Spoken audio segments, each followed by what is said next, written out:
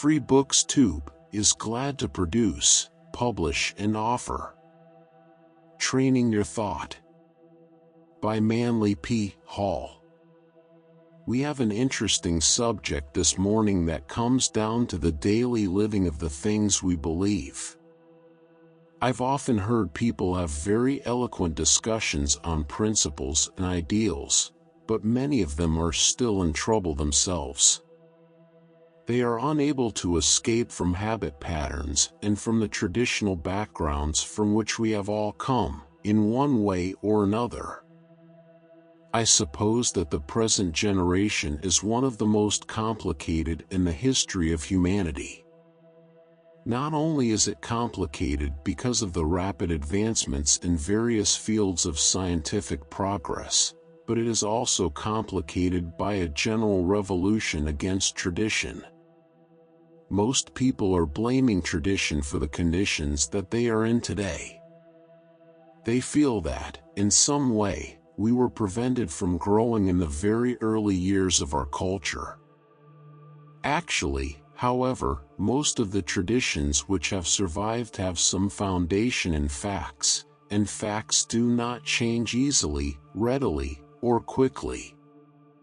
Our general background of tradition is essentially idealistic. This means that a percentage of people had strong convictions and lived by them, or tried to. This does not mean that all nations were contrite and honorable. It does not follow that all people have ever united in any constructive enterprise, but there was an undercurrent, a foundation of integrities. This foundation is, at this time, especially unpleasant to contemplate.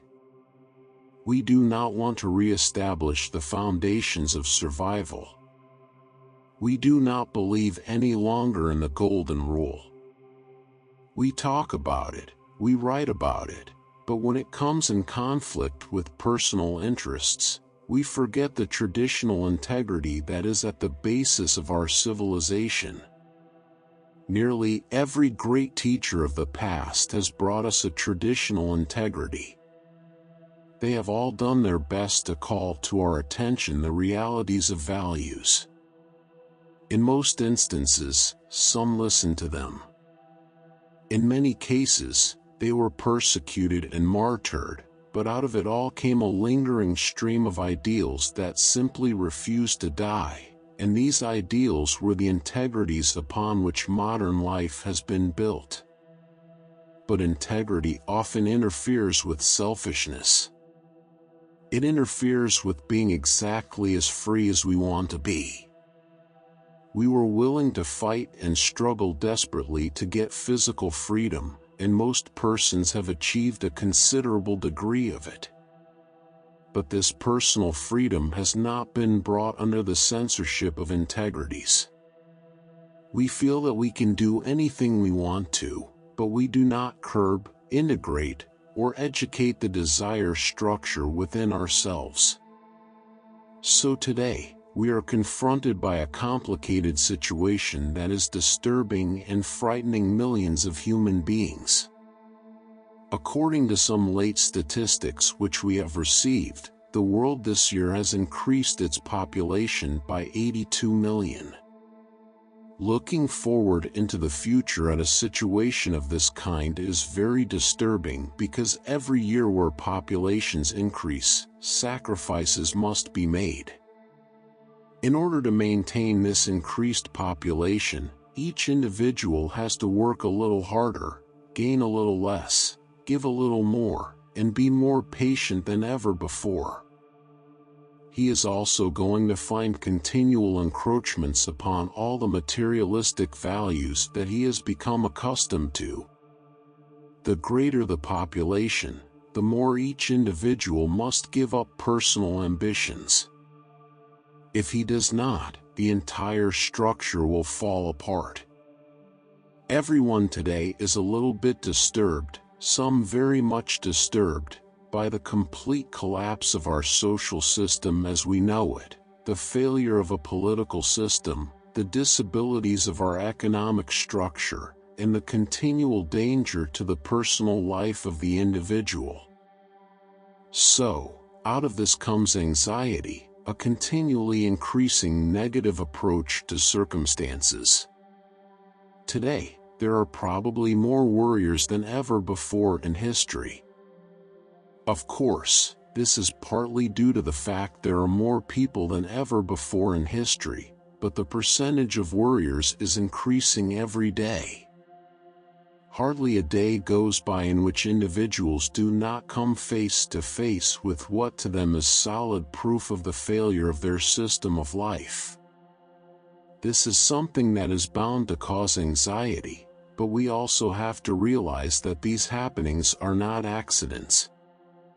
The problems we face are the problems we have caused, and the fact that they were caused by our ancestors and that we may leave them to our descendants does not alter the basic fact that man is the cause of his own trouble.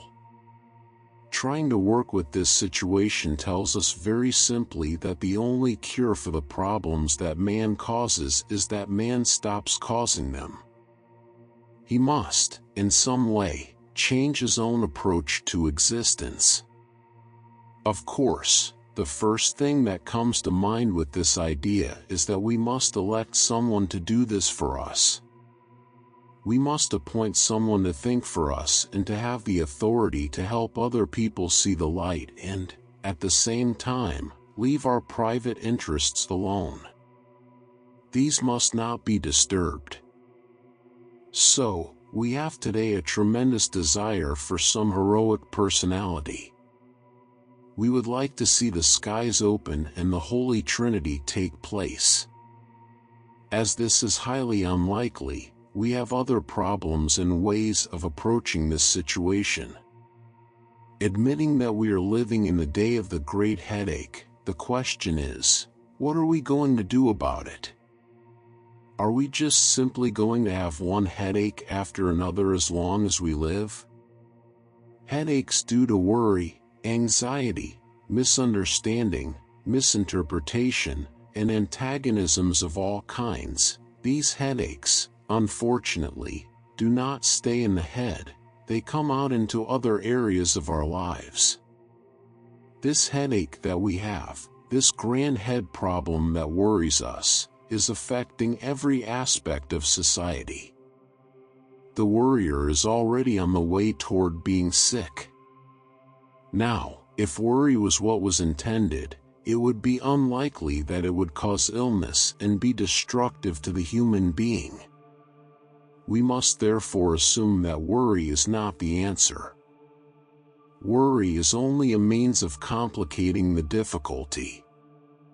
So, the problem of going around worrying, fretting, stewing, fearing everything that happens, mistrusting everyone, and being in a state of perpetual criticism is apparently not the answer. The proof of that is that it is solving nothing and making us sick. Therefore, we should begin to think in terms of how to act so that we will not be sick. The solution to the problem lies not only in our fears and anxieties but in the solution of the causes of these fears and anxieties. It is useless to assume that the rest of humanity will agree with us on any subject. In fact, it's hardly worthwhile trying to convert other people, for just as surely as we are trying to convert them, they are determined to convert us. So, it just goes on and on. The only way we can stop worrying, stop fearing, and stop hating is to put a discipline upon ourselves. We cannot prevent the world from worrying, but we can become detached from the worrying set. We can become self-sufficient to our own needs. This does not mean selfishness. It does not mean that we are not mindful of the problems of other people. It does not mean that we will not do everything possible to assist others in the solution of their problems, but it means that before we help other people, we must find an answer that will work for ourselves. There is really no use in simply sharing the worries. there is no use in trying to find new worries in everything that happens in life. Man has been given a faculty that is probably unique in the world of nature. He has memory, a magnificent equipment that enables him to build his own solutions by remembrances of his own life. History is collective memory, biography is individual memory, and autobiography is the individual remembering the life he himself is living. From the most fundamental and basic experiences of his life, he has been given the equipment to estimate values, weigh all things, and cling to that which is good. In order to do these things, he must shift his point of security. Everyone wants security. Insecurity is the great measure of our time. It is the problem that we are all concerned with. How can we find security? Well, it's obvious that the various patterns we are now following are not bringing security. The individual today is trying to find his securities where they do not exist, where these securities have no factual existence. One of the most basic problems here is the emphasis upon wealth. Most people are still convinced that if they have enough money, they are safe. Of course, much depends on what they do with the money. If they take it to Las Vegas, they are not safe. Also, there are many investments that are very tempting and will lead to loss.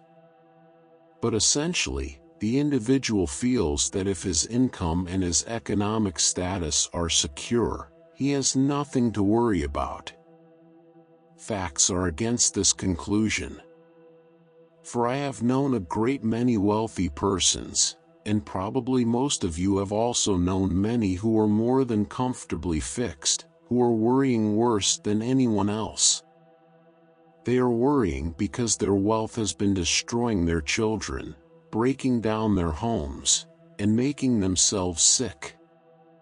So, physical securities are not the answer. Physical security is good if it is available, but as a goal, as an answer to the eternal problem, it is a failure. In the first place, there is no way in which everyone can be rich, and as long as there are various levels of finance, there will be conflict. So, money is not the answer to our problem of security. The next possibility seems to be intelligence. Can we by some means or other think our way out of this dilemma? Can the mind solve it? Well, the mind has been producing solutions since the dawn of time. But these solutions are interesting, fascinating, very tempting, and can completely take over the life of a person. But these solutions are not solutions. All the mentality that we've had in the world up to the present time has been unable to cope with war, with crime, or with poverty. The mind tries to find answers, but every answer the mind finds and tries to apply comes face to face with obstacles that the mind cannot solve. The truth of the matter is that the mind is an interesting, fascinating bit of equipment, but it cannot correct the present existing circumstances. The mind has given us a wide area of sciences and philosophies with which to cope with life. The mind has made possible science, but science is not solving anything. Science gives us a cure for some minor ailment, perhaps, or even a major ailment, but in so doing, it hands to the world mechanisms that could destroy the entire human race. Science has a very great weakness, and that weakness is the failure of humanitarianism in the scientific program. Science is concerned with knowledge. It is using the mind to advance its own purposes, but when it comes to taking care of the widow and the fatherless, science is not a great success. Other fields of learning, the arts, are corrupted. All the various elements of mental activity show problems. Philosophy in our generation is virtually non-existent. What we call philosophy is a higher intellectual materialism. Our modern philosophies are based not upon ideals but upon material institutions. We send our young people to the universities and they have their minds trained. They come back from the university, and within a few years, they're in trouble. Even while they're in school, they may be subjected to narcotics, alcoholism, and other corruptions. Therefore, education has not been able to keep its own campus clean, and there is some question about its ability to solve the problems of mankind. So, individuals look in all directions to try to find some answer to this very pressing problem. These massive problems are arising from something that must have a solution in the individual. Man will never be confronted with a problem he cannot solve, but he may be confronted with problems he will not solve because the solutions are inconvenient. Therefore, we can come now to the next issue in the problem. What is there that the individual can cling to in this great stress of modern living? The first natural answer to this is religion, but religion also is at a very serious disadvantage. Religion presents us with abstract virtues. Religion provides us with a concept of an invisible causal universe beyond our perceptions. It also populates this universe with beings invisible to us. The whole situation sums up in a very simple thought, namely, that religion deals with things we cannot see, and so-called materialism deals with things we can see. It is perfectly possible to see the house we are building. It is perfectly possible to count the shares of stock that we own. But it is not possible to actually, factually estimate the nature of the spiritual world in which we live. This world is shut from us because we do not possess the extrasensory perceptions necessary to make an invisible spiritual cause of life visible and tangible to our common, everyday living. This places all the advantage in the hands of the materialist. Whatever he is doing, you can see. He can see the laboratories produce these experiments, so we have facts gathering all the time, more and more facts and truths gradually disappearing. This means that there is a conflict between invisible principles and visible policies. As long as this conflict exists, the individual is inevitably over-influenced by the material policies because he can see them. Because they are working in his life, because they are directly the causes of his worries, they become the great entanglement. Whereas the solution in principles and ideals remains elusive, intangible, and is greatly overlooked because it does not immediately prove itself to our physical perceptions. So, with this situation constantly undermining our faith, it is very easy to become more and more addicted to worry and less supported by principles which we cannot actually see. The result, of course, has been the gradual rise of a vast materialistic culture. In ancient times, man, looking for an answer to things, found no answer in the society around him. There was no safety in his own cave, nor was there safety in his relations with those in the caves around him. He was alone, struggling against unknown factors, and the material world was as yet an unsolved mystery.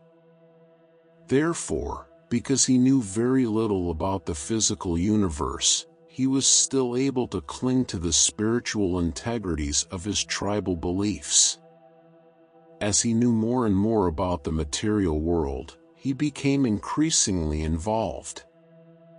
It became a great mystery of wonder, a challenge, and little by little, attention was focused upon physical circumstances and the possibility of altering them, the possibility of taking your neighbor's cave and adding it to yours, the possibility of accumulating wealth or taking it away from someone else who had accumulated it. All these things came as man's knowledge of material things increased, and little by little, religion was transformed from a simple hope, a simple statement of the reality of things above material existence. Little by little, religion was theologized. It was theologized in order that it might have a form or a shape, a dimension or proportions that man could experience with his sensory perceptions. He could not understand the magnificent divine universal house, the magnificent universe which was the symbol of the divine power. So, in order to make this invisible principle in some way tangible, mortals began to build great cathedrals, temples, shrines, and mosques. They began to create visible symbols of the invisible truths. Persons who could not grasp the invisible principles gradually gained a sense of respect, regard, and admiration for the symbols of these principles, the systems of faith that came into the world. The person who could not even for a moment experience the divine presence felt something when he entered the cathedral. He found himself in the midst of great beauty, a tremendous elevation of concepts and consciousness. He found himself surrounded by symbols of holy living and holy thinking, and gradually, these symbols brought him to his knees. He became willing to accept the invisible in the symbols which it had projected from itself and which man had fashioned as a means of protecting the worship of the deity, which was his hope of salvation. So, by degrees, religion became embodied. It took upon itself the shape and proportion of the world in which it functioned. As one great philosopher of the past said, there is but one God, but he has been worshipped under 72 names. Now, the 72 names began to get us into trouble also because people began to believe that each name represented a different belief. Where the differences were largely those of language and grammar, the same ideal abstract concept of deity was present in all religions. The important point is that gradually the world was filled with sanctuaries of faith. Some still stand, others are ruins. Some more will be built on and on. A certain type of human being will gain the strength of worship by beholding the houses of his deities, by beholding the works of other pious people as these works are exemplified in the stained glass windows and the mighty arches and spans of cathedrals, churches, and temples. So, we have the interesting phenomenon of man trying to make invisible things visible and achieving it to a degree. But this degree has got him into other difficulties. These various institutions, which he created for the purpose of inwardly experiencing the sublimity of God, gradually became involved in various theological complications.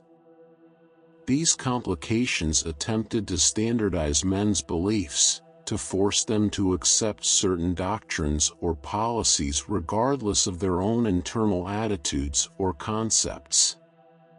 Gradually, therefore, religion was transformed into theology, and the priests of antiquity became the theologians of later times. These individuals were largely dogmatic, serving dogmatic beliefs and holding certain convictions as inevitable and absolute.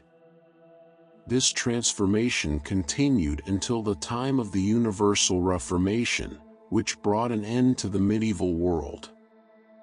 After the Reformation, religions in Christendom began to break up. more and more individual theologies came into existence, with sect after sect forming, each with its own peculiar concepts and beliefs.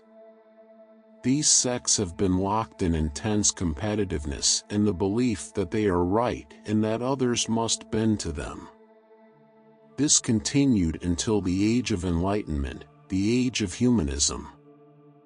It became obvious that the public was resenting the dogmatics of theology and was striving to liberate itself from arbitrary doctrines supported only by theological institutions.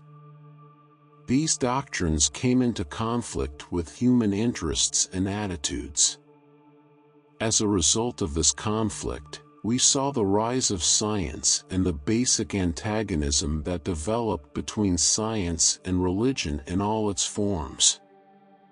These changes affected the individual, and in the 20th century, we find the individual without any solid psychological, religious, spiritual, or even scientific support.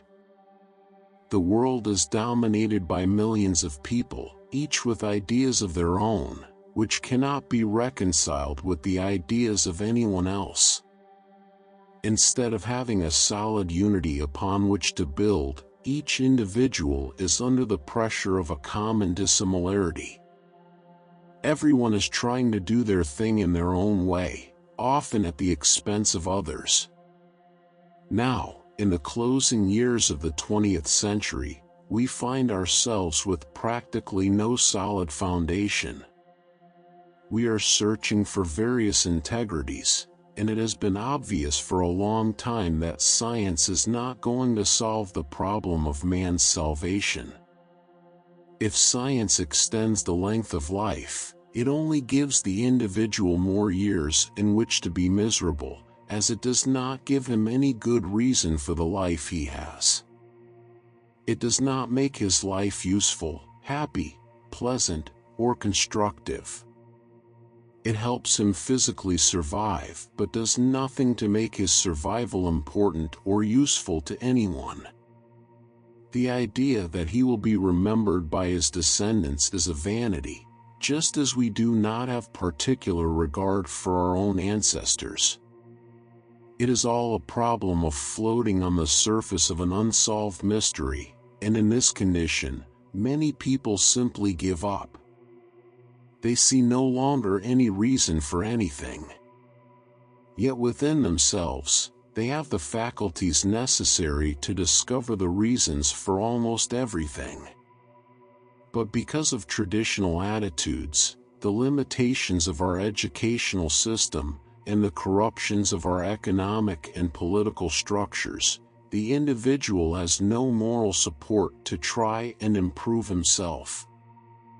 He feels that going against the system will only lead to unemployment. He does not find any solution to the needs of his own inner life. There are things he would like to do, but when given the opportunity to live according to the convictions he claims to have, these convictions fall apart. He thinks he would live better under better circumstances, but there have never been any circumstances sufficiently good to make the individual live well. He thinks if his worries are taken from him, he will be happy, but when some worries are taken from him, he worries because he has no worries, frightening him. These problems gang up on people who are not prepared to handle them. They have had no background of training. Their education is useful only to make a living, not to make a life. We need a complete shake-up of the entire system, but when we think of shake-up, we think of anarchy or despotism, destroying our freedom and forcing us into a state of discipline. We realize this is also motivated by materialistic ambitions, and we are not in a position to solve most of these situations. We must learn to accept the complication as it is. We must stop dramatizing and emotionalizing it. We must simply say, "This is it. This is the way it is," and it is probably going to stay this way for a while, likely as long as we live. We are going to be born into confusion, struggle with it for our period of embodiment, and leave the confusion behind when we go. We are not going to change all these things instantly, no matter how hard we try. We have our troubles in common, but our solutions must be individual. The only way we can face this complex is to gradually work out in ourselves an explanation of it, or reason for it that is sufficiently strong to enable us to live reasonably well and, at the same time, have a strong living realization of spiritual integrities. This sounds difficult, but after all, this new world in which we live is an amphitheater of natural phenomena. We are here in a world in which everything is lawful or unlawful, catalogued, classified, and controlled. While we may not see the hand of God in everything, we do know that there are universal laws that are immutable. We also know that in nature, there are principles that prove beyond doubt that a universal system exists, and that this system has the means, knowledge, consciousness, and reality to survive all of man's difficulties and transcend man's intentions to destroy the system of which he is a part. This system cannot be destroyed by man. Recognizing this, we can then ask ourselves, we're in a mess. Why? How are we going to get out of this mess? How are we going to achieve the things that are necessary? Are we going to achieve it by becoming completely disturbed, discouraged, and turning to alcohol? Will narcotics solve anything? Can we improve our world by retreating into the wilderness and leaving everything behind? Can we fulfill our destiny by taking holy orders and vanishing into a religious retreat? Can we accomplish anything by condemning others with banners on the streets? We have all these attitudes, but none of them actually solves the problems of our lives.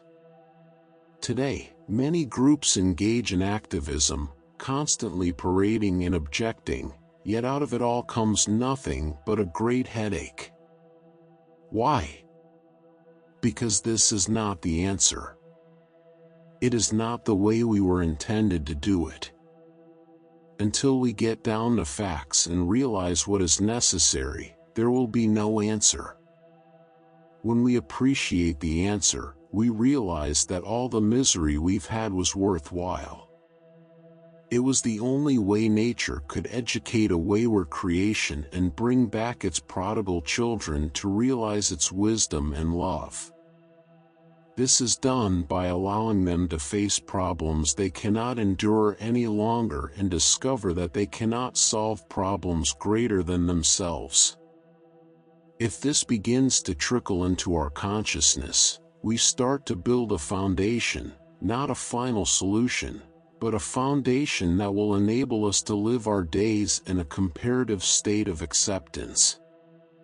Not an acceptance of the way things are, but an acceptance of the necessity that mankind must pass through certain experiences to outgrow his own ignorance.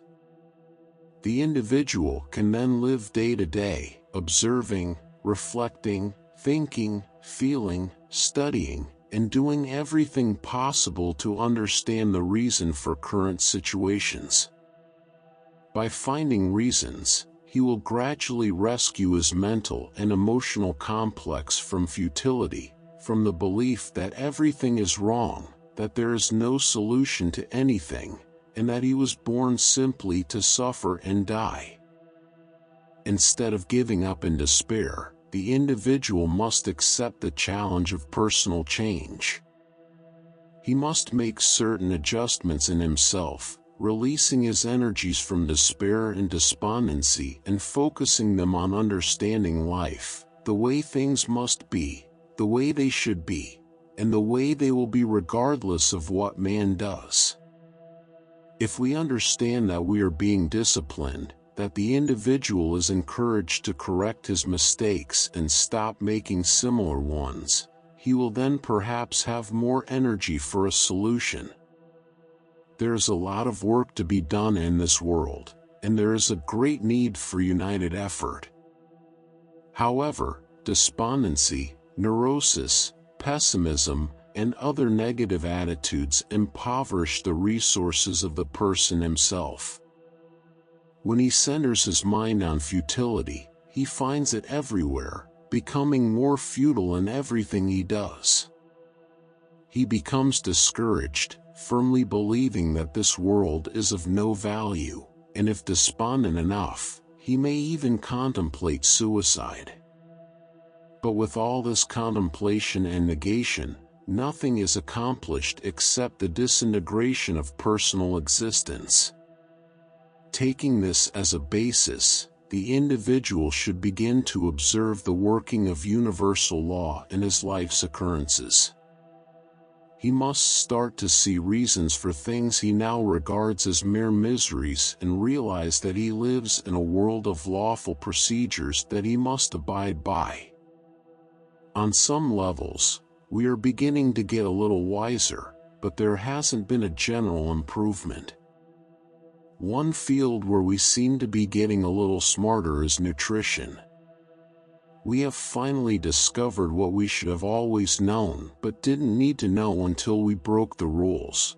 Nutrition is a very important factor in life and cannot be ignored. An individual who wishes to have better health must concentrate on learning how to achieve it. He must study the problems of nutrition, discover his mistakes due to appetites, and realize he cannot do just what he pleases and maintain bodily health. Here, we face facts and are gradually beginning to address them with more conscious intelligence. Our mental life also needs nutritional education. What we take into our mind is a phase of our nutritional problem.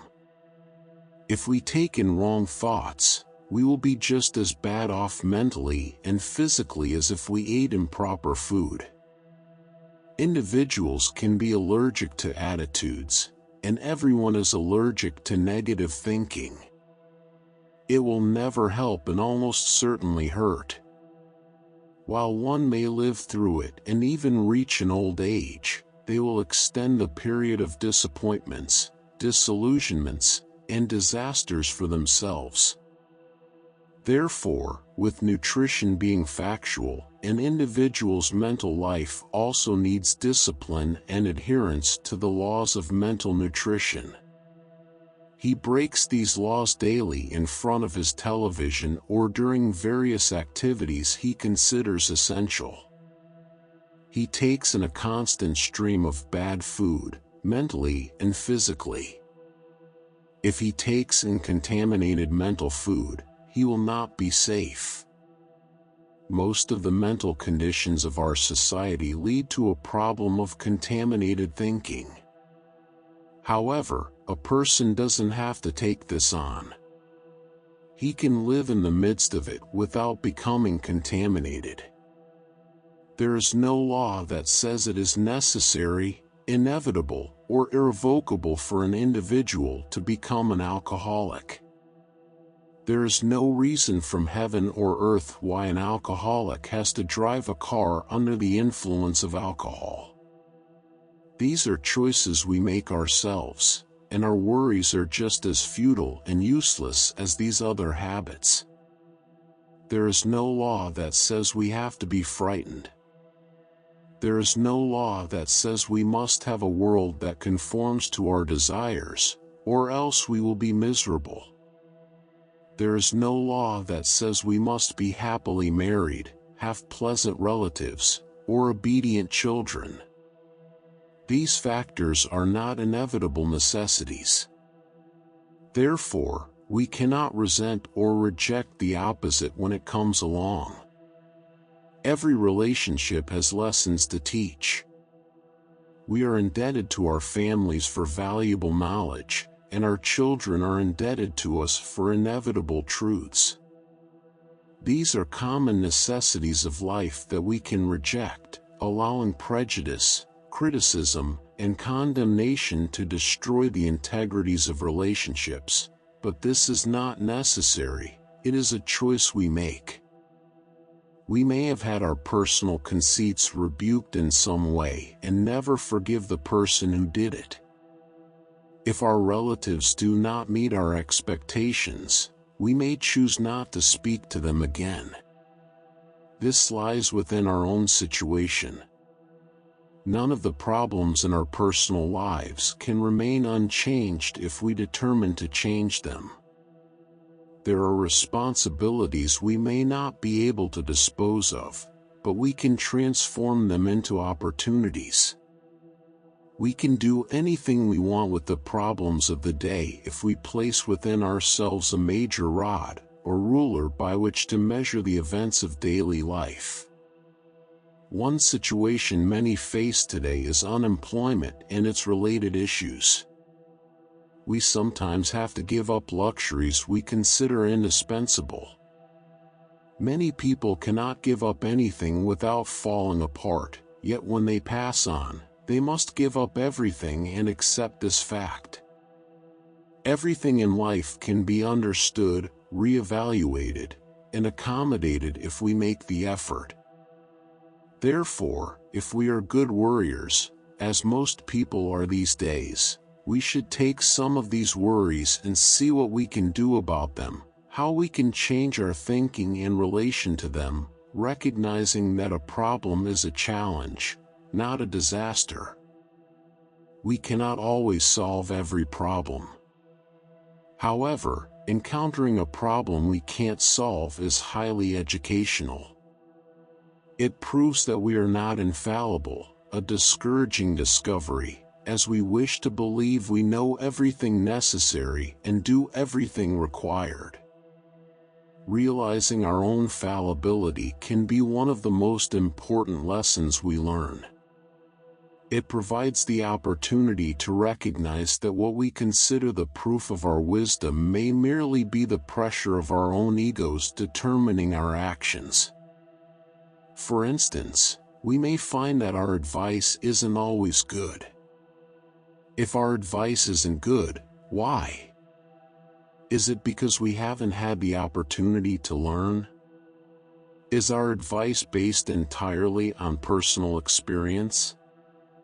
The reason our advice is worthless is often that we haven't actually learned the lessons of life that would make our advice significant. The individual who has suffered and come through it can give meaningful advice, while the one who has suffered little and pitted himself all his life has little to contribute. Integration within oneself begins with the basic conviction that the universe is right. Things happen because they must, due to the immutable law of cause and effect. This law is not a tyrant, it doesn't unjustly punish or take away things we deserve. It reminds us that anything worthwhile in life must be deserved. We must earn happiness and security, not through business ventures, but through internal acceptance of value. We all come into this world with nothing, even having a body that isn't much help for a long time. We live for a few school years, if we're lucky, and then leave with nothing except what we have developed within our consciousness. If anything survives, it's the soul and the inner life enriched by good works, understanding, and insight. Other things are useless. Dying of a broken heart because we can't take physical wealth with us is a sign of an impoverished condition. Leaving great wealth to our descendants often does them more harm than good. Nature, in its quiet way, can give us the securities we need. Let's observe the consequences of attitudes in ourselves and others. Identify those who, after a lifetime of experiences, remain strong in faith, able to rise above life's emergencies, and face the future with peace and calm of spirit. What do these people have that we do not? Generally, it is a disposition based on constructive reactions to circumstances. These people are not the ones who never suffered, they are the ones for whom suffering was a maturing power, not a rotting one. Most people who are happy in this world are satisfied with little. They cherish what they do enjoy with great quietude, patience, understanding, and gratitude. They are grateful for small mercies, while we are often ungrateful with great blessings. This is why our lives are not as theirs are. As the years go on, we can find many people whose conditions are no better than our own, but whose attitudes are remarkably better. This realization shows us that our attitudes can be improved as well. We are not born pessimists. We train ourselves to be pessimists. We gradually eliminate everything good from our lives and often blame someone else for the tragedy, as few people want to accept that they are wrecking their own lives. A little thoughtfulness can bring stability in this period of stress, which we all desire. No change in outward circumstances will produce this stability. We can move to a smaller house, which may help, or a larger one, which may gratify certain ambitions but bring more responsibilities. We can do many physical things trying to find the peace the world seeks, but it will remain elusive because everything physical is transitory. The only thing that is not transitory in man is his soul, which he must educate, release in manifestation, and serve with fullness of heart and mind. To do something about this, begin cultivating constructive living and thinking. Let the mind be concerned with something beyond the worldly. Many have found helpful ways to study their emotional lives. Service to others is a tremendous remedy. Forgetting our own needs, wishes, and desires to help those less fortunate than ourselves has one great virtue: it takes our minds off ourselves. The individual focused on himself is in the deepest trouble. There are various constructive attitudes the individual can adopt, involving some religious insights. Religion is a personal relationship between the individual and the divine power within himself. Mysticism, the belief in direct contact with the divine, does not require intermediaries or following others' concepts or traditions. Through natural expression of internal integrities, the individual penetrates his core and receives virtue and refreshment from the power within his own nature. Calming the mind is of utmost importance. The individual who constantly agitates his thoughts with negative attitudes will not achieve calmness. Quietude, as practiced by the Friends, Quakers, and certain Oriental sects, embodies the concept of "be still and know that I am God." Instead of worrying, stillness helps. Stillness is not an escape from worry but an internal realization of something deeper, more valuable, and beneficial than worry. Worrying locks us away from our inner lives, while criticism, condemnation, and irritation cut out our internal experience. The more we fixate on external problems, the less time and energy we have to release internal strength. One simple method for a worrier to break the worry pattern is to take on interests that distract from worry. Engaging in arts, crafts, or doing things with the hands can be valuable for a troubled mind. The individual cannot divide energies equally on two different levels simultaneously. Therefore, if pressures mount, sitting back quietly in knitting or any similar activity can help. Focusing the mind on something else is beneficial.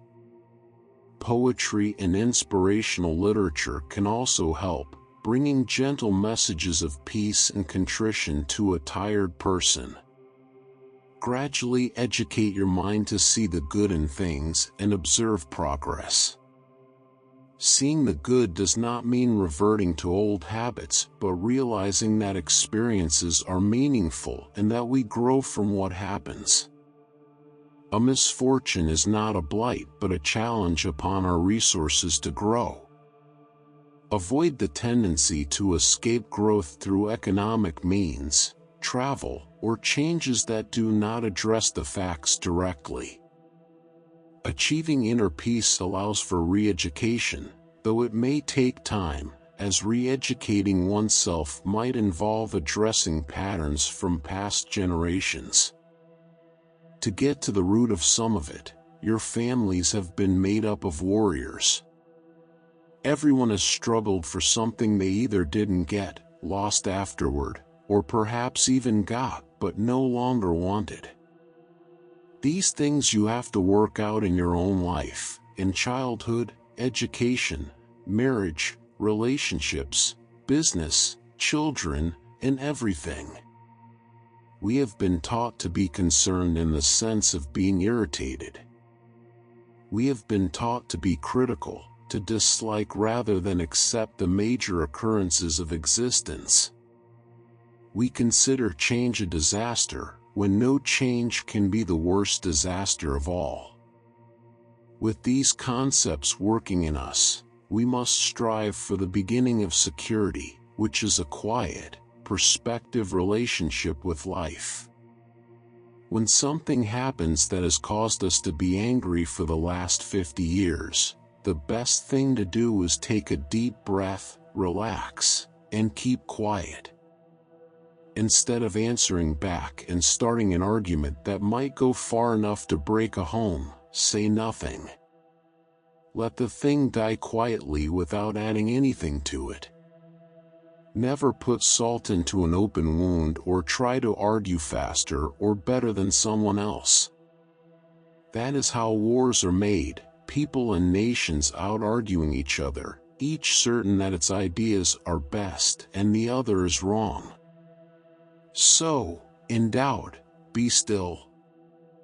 In stillness and quiet detachment, try to understand what is really meant, what is involved in the problem, and who is right or wrong.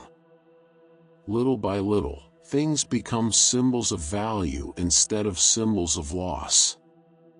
By degrees, an individual can gain great insights from the quiet acceptance of life. You can also observe the consequences that come to people who are not self-controlled. You can see how arguments lead to tragedies, how people walk out on each other over trivial matters, and why children leave home and get into difficulties, perhaps ruining their lives. Each person often thinks it is someone else's fault, that these are ungrateful children who do not appreciate values and securities. Each person often thinks it is someone else's fault, that these are ungrateful children who do not appreciate values and securities. But ask yourself, what securities did I give them? Did I give them 3 meals a day, send them to school, and start them off? Did I give them any moral or philosophical insight? Did I simply scold them when they didn't do what I expected, or punish them for faults? Was there anything in my relationship with these children to inspire them to seek greater values within themselves? Did I give them a spiritual foundation of integrities? Did I prove through my own conduct that my security was based on integrity? If most of these things were lacking, the mere fact that we provided physical necessities still leaves us with a tremendous unmet responsibility. This is true in almost every walk of life. We bring people things but do not help them establish enduring foundations. Today, we are looking, perhaps not for some time in the past, for better religious values. All around, we find new and old groups beginning to come back to faith. In countries where religion is in particular trouble, faith itself is a tremendous factor.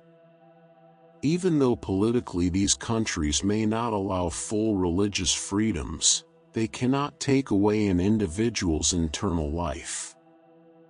No degree of persecution can prevent an individual from internal acceptance of realities. He may not be able to preach them without risk, but no power on earth can prevent him from living on a level of personal integrities. He can perform unpleasant tasks with an understanding of why, and out of persecution and difficulties, gain the strength to stand above previously insurmountable problems. We know that it does work. Another important aspect is maintaining some type of regular religious relationship with life. Often, we attribute this to church gatherings, thinking individuals should join the church, attend services, and send children to Sunday school. However, this is a physical solution to a mystical problem. Every churchgoer should consider how they act on the 6 days they don't attend church. Can they maintain a higher level of religious integrity in daily happenings? Can they live daily by principles learned from religion, setting an example for their family, proving the sincerity of their religious commitment? A commitment fulfilled only by donation or public worship is not enough. It is the individual's internal acceptance of a divine principle. Unfortunately, most religions today do not adequately train on the true objects of religion. Many simply tell us to fear or love God, abstract terms hard to understand. But we must understand that real religion is a way of conduct. If conduct is inconsistent with creed, the situation is out of order.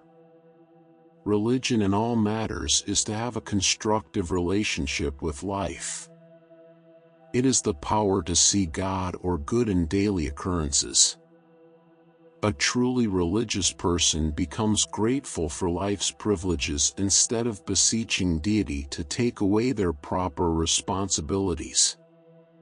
Religion is better a veneration, acceptance, and service of what is known to be superior. Gratitude for divine privileges is more important than fussing over human emergencies. We are here under a wonderful law that has existed for millions of years. We are the product of life unfolding for countless millennia.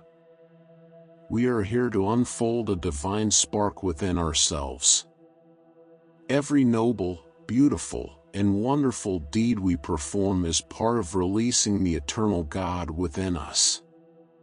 Complaints, on the other hand, lock that divine presence further into darkness. If we do not see God in what is happening to us, we will not find deity at all. Deity is a presence challenging us to call upon our spiritual resources. If we believe in peace, religion calls on us to keep the peace. If we believe in integrity, religion demands that we live it every day. Sometimes this might seem like martyrdom, but for the most part, we can still do much more than we have done. Our first emotion in life should not be criticism of other people or circumstances, but gratitude for the privilege of learning, of facing and solving problems.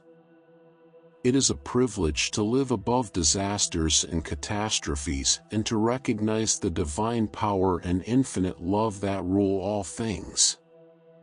Many critics have forgotten that deity is love. They have forgotten that the things they dislike are practical evidence of divine love. If the divine spirit were not all-loving and all-wise, It would allow individuals to make mistakes endlessly until they eliminated themselves. It would enable evil to triumph forever, making selfishness and littleness the standard of all relationships. This is not true. That which loves most is that which chastises, finding ways to correct mistakes before they become insurmountable. So, when starting your day or any part of your life with a negative attitude, try to be quiet and ask, where's the lesson? Where's the truth in this thing?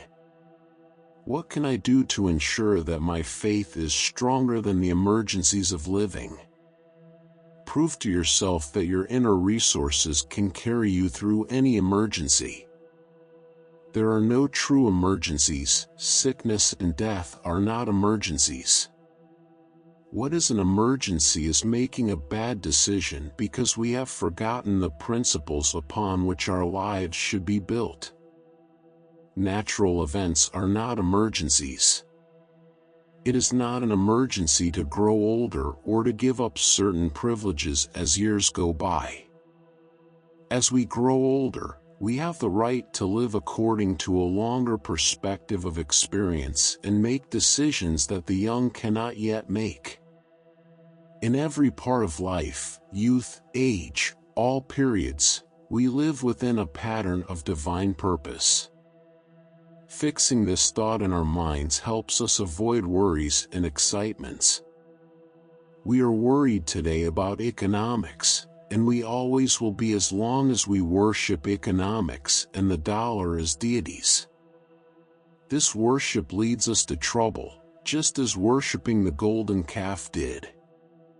If we build our lives on achievement driven by ambition, causing us to be untrue, unkind, or unreasonable, we may attain ambition but suffer consequences like a stroke or coronary because nature does not want it that way. Nature wants us to live with a little ambition and a great deal of aspiration. Aspiration means to become more, while ambition means to accumulate more. The more we become, the less dependent we are on accumulation, making it less of an emergency. Some people believe they cannot be happy unless they dominate others. Whoever we dominate, we must accept the consequences of our domination and take on the karma imposed by trying to live their lives for them. This is especially true if we demand that they accept our mistakes. We must learn these principles gradually, leading to a kindly, thoughtful relationship where we become more aware of the infinite good in which we exist, a good we spoil through personal ambitions and attitudes. As long as we live as rugged individuals, we will end up as ragged individuals.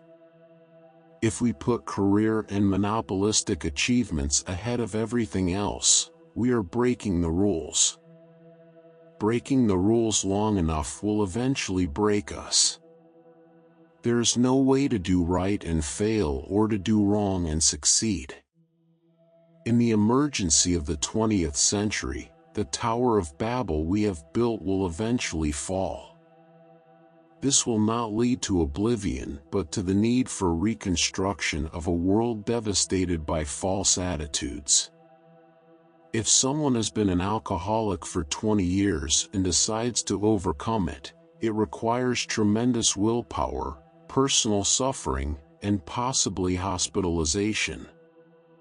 Similarly, the world can be seen as an alcoholic, symbolizing a habit-forming way of life driven by selfishness. In summary, fostering gratitude, maintaining peace and integrity, and focusing on becoming rather than accumulating can help us navigate life's challenges. By living with divine purpose and aspiration, we can transcend emergencies and contribute to a more harmonious existence.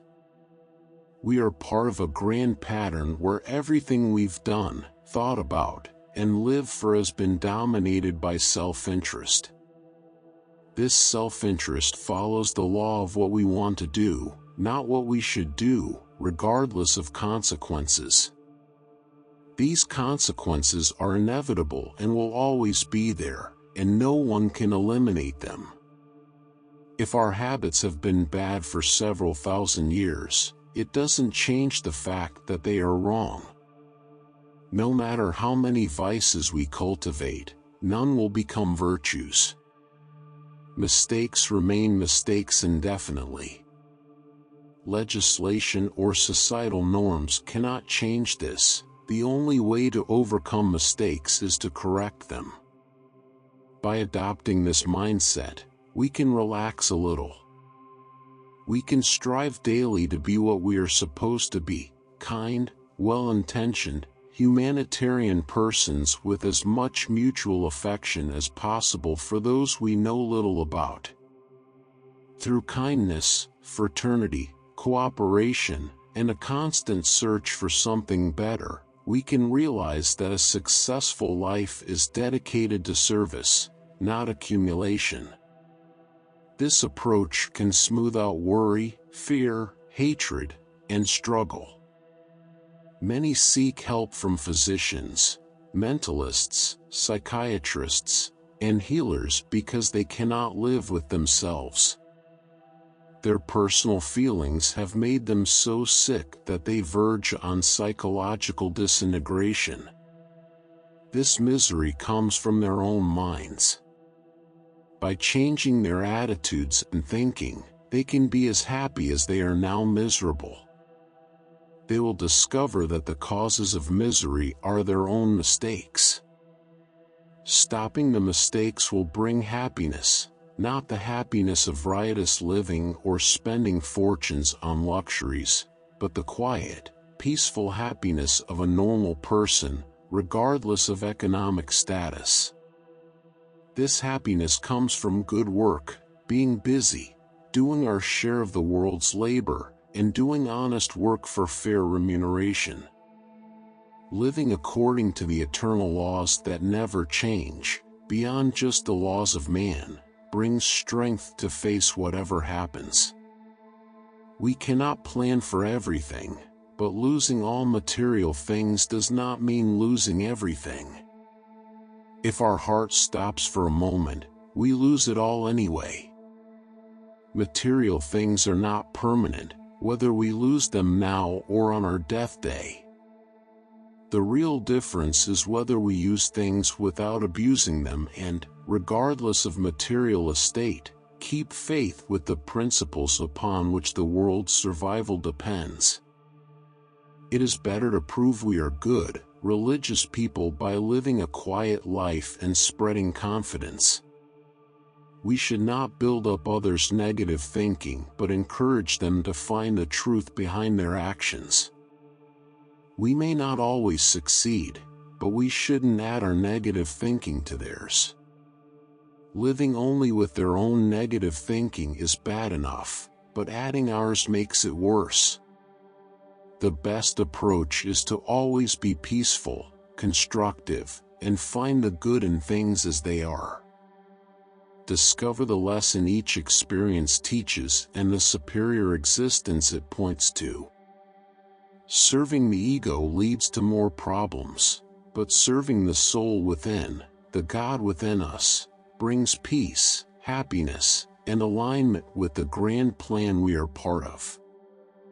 In summary, we find peace and happiness through quietude and constructive living, not through fear. This is the essence of a life aligned with divine principles and eternal laws. Copyright 2024 by Free Books Tube. Thank you for listening. Please consider to subscribe, like, and share to help the channel growth, new videos on a daily basis.